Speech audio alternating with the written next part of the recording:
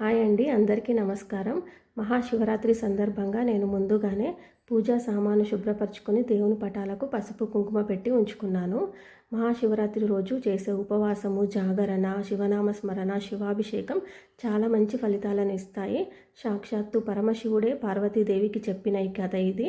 ఒకానొక గ్రామంలో ఒక వేటగాడు ప్రతిరోజు వేటకు వెళ్ళి తన కుటుంబాన్ని పోషించుకునేవాడు.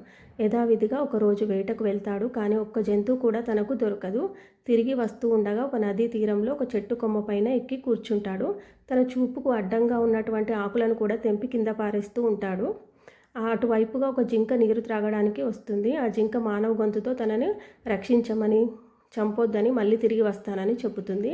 ఆ జింక కోసం వేటగాడు ఎదురు చూస్తూ ఒక రోజులో 4 జాములు ఎదురు చూస్తూ ఉంటాడు. అలా తన తెలియకుండానే ఒక చెట్టు కొమ్మ పైన కూర్చొని ఉపవాసము, జాగరణ చేస్తాడు. అలానే ఆ చెట్టు ఆకులు తను తెలియకుండానే బిల్వ వృక్షం ఎక్కాడు. అంటే తను బిల్వ పత్రాలను తెంపి కింద పడేస్తూ ఉంటే అక్కడ ఉన్న పాత శివలింగం పైన పడతాయి. అలా శివాభిషేకం చేస్తాడు. తను శివ శివ అనే అలవాటు ఉంటుంది, తన కూత పదంగా అనడము.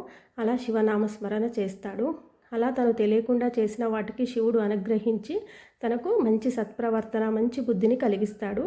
అలా తను తెలియకుండా చేసిన వాటికే అంత మంచి ఫలితాన్ని ఇస్తే మనం తెలిసి మనకు సాధ్యమైనంత వరకు అల్పాహారంతో ఉపవాసము, జాగరణ చేస్తే మనకు ఆ బోలాశంకరుని కరుణ కటాక్షాలు దొరుకుతాయని ఆశిద్దాం.